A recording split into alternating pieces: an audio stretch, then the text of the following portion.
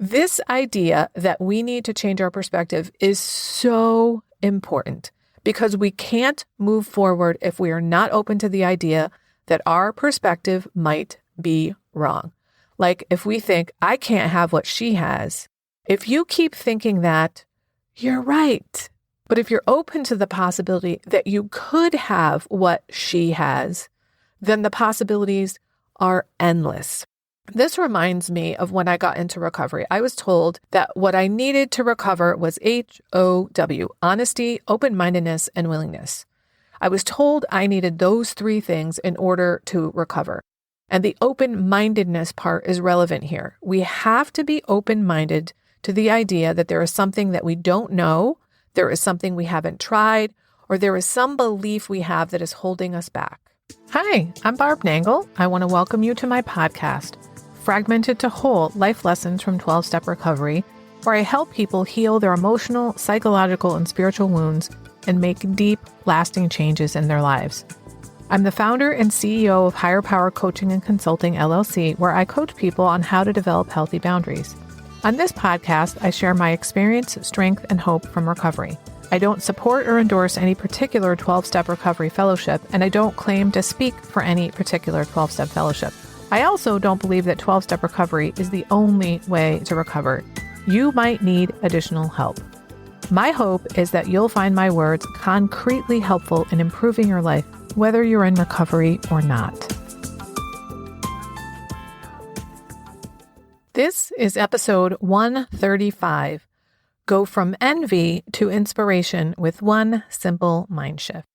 Today, I'm going to explore the idea that some people feel envious in the same exact situation where other people feel inspired.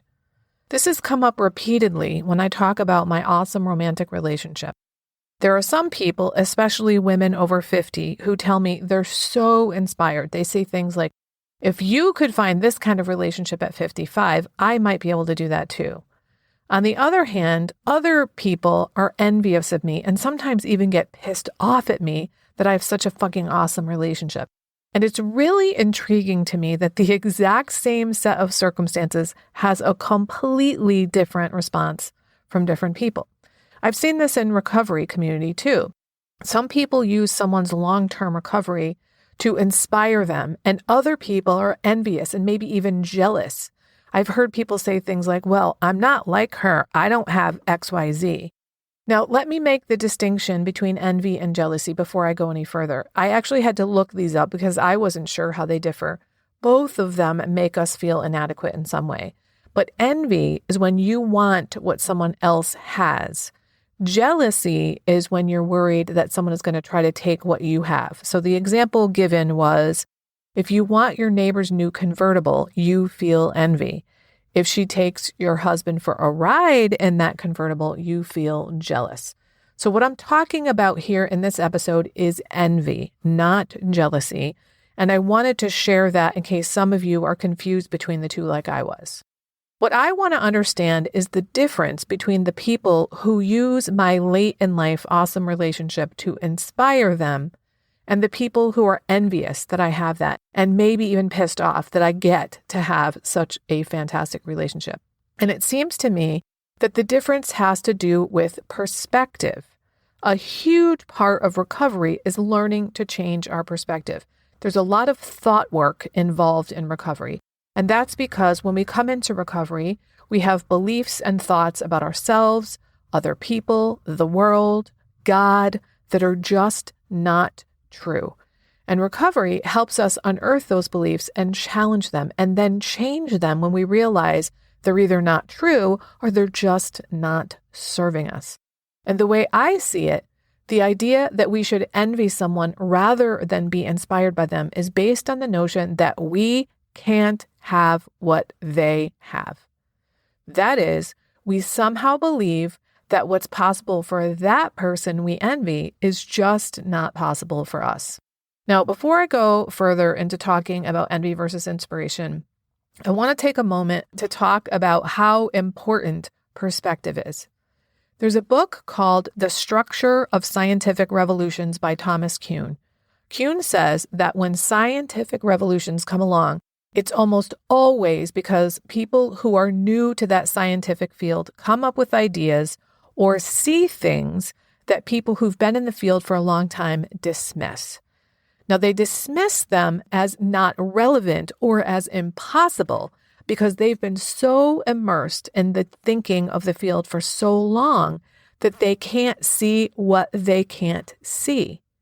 They're unable to see things that people who are new to the field can see. You might say they're unable to think outside the box.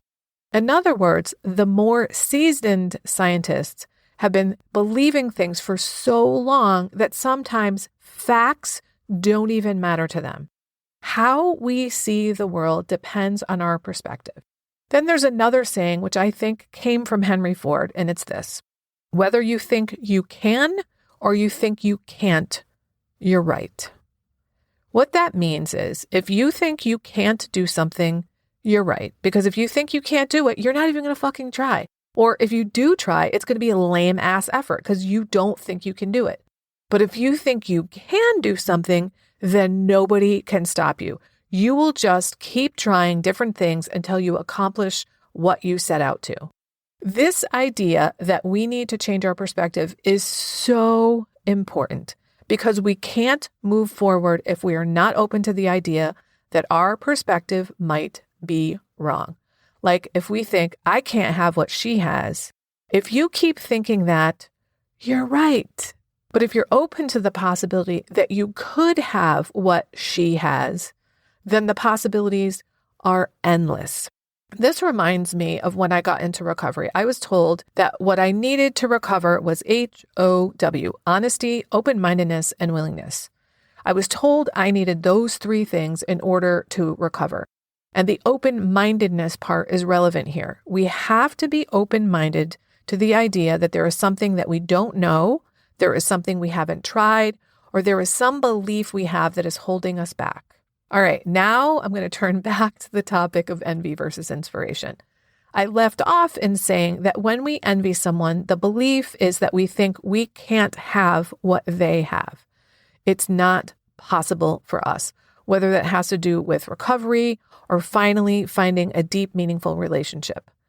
This is a false belief. It's just not true that you can't have that. So let's take a look at my particular situation. If people have been listening to this podcast for any length of time, there's no fucking way that they don't get that I have a decades-long string of dysfunctional relationships behind me. When I did my relationship inventory while doing the 12 steps, I counted 28 different relationships. Now, this includes relationships where I dated the person a few times, all the way to people that I lived with for years. Yet it wasn't until my 29th relationship at the age of 55 that I finally had a healthy, fulfilling relationship. And yet there are people who envy me as if they can't have what I have. If they've been listening to this podcast, their belief can't be that they can't have what I have based on some notion about me being super special and that I somehow magically knew how to have a healthy relationship. Because I've demonstrated very clearly that before recovery, I did not know how to have a healthy relationship for decades. It was the process of recovery, which is the process of changing deeply entrenched patterns of behavior, that enabled me to be in a healthy relationship. In other words, change is possible. It's possible for me after 28 relationships and at the age of 55. So it's possible for you. But here's the thing. Recovery isn't the only way to change. There are all kinds of dating coaches out there, life coaches like me, a ton of books. As you know, though, I'm a huge fan of recovery because I read all the books. I did decades of therapy and all kinds of other stuff, and nothing helped me change my ways and learn how to set healthy boundaries until I got into recovery. One of the promises of recovery is that we will intuitively know how to handle situations which used to baffle us. And this has come true for me over and over and over. There are many times when something comes up in my relationship or elsewhere in my life where I just know how to handle it. Shit just comes out of me because I'm changed. I'm not the same person I was before recovery. I often just do or say things that seem like the right thing to do. And that's for several reasons. One is that I've learned to ask God for guidance.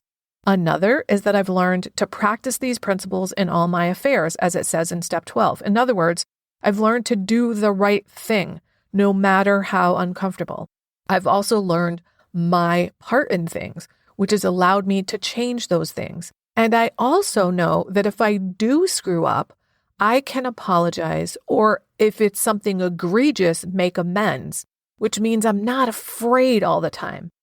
Now, let's take a look at the people who hear about my relationship and see it as an inspiration, especially if they're significantly younger than me, which means they have so much more of a window of time to be in relationships ahead of them. They may take the wisdom I'm sharing with them on my podcast, in my coaching, on social media, through workshops, webinars, writing, and public speaking I do, and they say, okay, I can do this. If I make these changes, I too might be able to have a healthy romantic relationship. It is possible for you, dear listener, yes, you, to go from having a string of dysfunctional romantic relationships to having a healthy, thriving, intimate relationship. Even if you're in a less than stellar relationship right now, that can change because it only takes one person to change a relationship. I was talking about that with a private client the other day because she was realizing how much things have changed in her relationship after only 4 weeks of coaching with me. As we were talking, I said, everybody believes that. Everybody believes that it only takes one person to change a relationship. But the problem is, what most of us believe is that one person that needs to change is the other person. Here's the thing, you can't change the other person. You can only change you.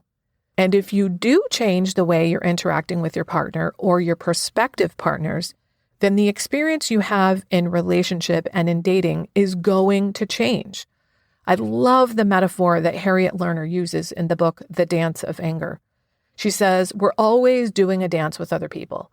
And if we change the steps in the dance, the other person has to change their steps, or they have to leave the dance. So if you change the way you're interacting with your current partner, then things will change in the relationship. Or if you're dating and you change the way you interact in your dating relationships, then the outcomes will change for you. It is possible for you, yes, you, to have a loving, thriving, intimate relationship, even if you've had a string of dysfunctional relationships. And it is possible for you to recover, even if you've relapsed multiple times. That simple mind shift you need is simply this: I can. If you don't believe me, send me an email and we'll talk. barb@higherpowercc.com. I was recently reminded by a friend that when I first started recovery, I didn't feel lovable. I almost can't believe that I used to feel that way, and that I kind of forgot something so profound because I truly love myself now. And I want that for everybody. If you don't love yourself, there's literally nothing that can make up for that. I created something exclusively for my private clients since many of them don't love themselves. And I've now opened up my private vault to share it with up to 10 people individually. It's called the Self-Love Sprint. You'll grow to love yourself and truly feel worthy, so you can stop saying yes when you really want to say no, stop neglecting yourself and putting everyone else first, stop saying all kinds of nasty shit to yourself. That is not what people who love themselves and feel deserving do. You'll stop being afraid that others will think that you're selfish for taking time to care for yourself. This is also for you if you don't really know who you are because you've always been such a fucking chameleon. Go to higherpowercc.com/love sprint. Remember, I'm only offering 10 of these, so don't wait. If you like this podcast, and I'm guessing you did or you wouldn't still be listening, then you're gonna love the other things I have to offer. If you'd love pre-release podcast scripts and episodes before anyone else gets them, or if you'd love access to content from my private vault that I developed exclusively for my private clients, which is like having a work session with me without me actually being there, go to patreon.com/higherpowercoaching. There are 3 tiers ranging from as low as $4 up to $24 a month. You'll also love my weekly newsletter, Friday Fragments, which has content very similar to the podcast. You can check it out at fridayfragments.news. That's fridayfragments.news. Please like and subscribe to my podcast on your favorite podcast outlet. I'd also love it if you'd leave a review, which you can do either in the show notes or on Apple Podcasts. It really helps other people find my podcast so they can get the benefits you've gotten from listening. If someone came to mind when you listened to this particular episode, please share it with them. And my favorite place to hang out on social media is Instagram. I'm at Higher Power Coaching. Please DM me there. I'd love to hear what you got from this episode. I run group and private coaching programs on building healthy boundaries. Whether you need help with boundaries in your personal, professional, or romantic life, I can help. Head on over to barbchat.net, where you can hop onto my calendar for a free 30-minute Better Boundaries consultation. My ideal client is someone who is ripe for change. If that's you, I would love to work with you. My goal with all my work is to help you make lasting changes in your life like I've made deep, lasting changes in my life. Remember, it's never too late to recover. No one is beyond hope, and healing is possible. Thanks for listening.